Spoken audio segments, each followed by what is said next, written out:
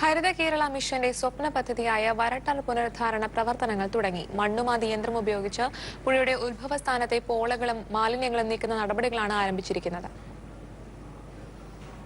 കോയിപ്പുറം പഞ്ചായത്തിലെ വഞ്ചിപ്പോട്ട് കടവിലെ ചപ്പാത്തിന് സമീപത്തു നിന്നുമാണ് മണ്ണുമാന്തി യന്ത്രം ഉപയോഗിച്ചുള്ള വരട്ടാർ പുനരുദ്ധാരണ പ്രവർത്തനങ്ങൾ ആരംഭിച്ചത്. നദിയുടെ മധ്യത്തിൽ നീരൊഴുക്കിനാവശ്യമായ ചാല് നിർമ്മിക്കുന്ന പ്രവൃത്തികളാണ് ആദ്യഘട്ടത്തിൽ നടപ്പിലാക്കുക. പുതുകുളങ്ങര വരെയുള്ള പ്രവർത്തനങ്ങൾ ദിവസങ്ങൾക്കുള്ളിൽ പൂർത്തിയാക്കി നീരൊഴുക്ക് വീണ്ടെടുക്കുകയാണ് ലക്ഷ്യം. വരട്ടയാർ എന്ന വാട്സ്ആപ്പ് കൂട്ടായ്മയിലൂടെ വിഭവ സമാഹരണത്തിലുള്ള ആലോചനയിൽ ഗ്രൂപ്പ് അംഗമായ മന്ത്രി മാത്യു ടി തോമസ് മണ്ണുമാന്തി യന്ത്രത്തിന്റെ ആദ്യ ദിവസത്തെ വാടക നൽകി. തദ്ദേശ സ്വയംഭരണ സ്ഥാപന പ്രതിനിധികളും ഉദ്യോഗസ്ഥരും ആദ്യഘട്ട പ്രവർത്തനങ്ങളിൽ സഹായം വാഗ്ദാനം ചെയ്തിട്ടുണ്ട്. ഈ രീതിയിൽ പൊതുജന പങ്കാളിത്തത്തോടെ വിഭവ സമാഹരണം നടത്തുവാനാണ് വരട്ടാർ പുനരുദ്ധാരണ സമിതിയുടെ ശ്രമം. അങ്ങനെ ഒരു പൊതുസമൂഹം ആകെ ഫണ്ട് ആദ്യഘട്ട പ്രവർത്തനങ്ങൾക്ക് വേണ്ടിയിരുന്ന ഫണ്ടിന്റെ കാര്യത്തിൽ ഒന്നൊന്നായി മുന്നോട്ട് വരുന്ന ഒരു കാഴ്ചയാണ് കാണുന്നത്.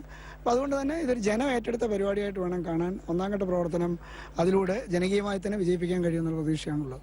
വരട്ടാർ പുനരുദ്ധാരണത്തിനായി സർക്കാർ തലത്തിലുള്ള പദ്ധതികൾ തീരുമാനിക്കുന്നതിനായി വ്യാഴാഴ്ച ജലവിഭവ വകുപ്പ് മന്ത്രിയുടെ ചേംബറിൽ യോഗം ചേരും. ഇതോടെ പദ്ധതിക്ക് വേഗത കൈവരുമെന്നാണ് പ്രതീക്ഷ. മാതൃഭൂമി ന്യൂസ്, തിരുവല്ല.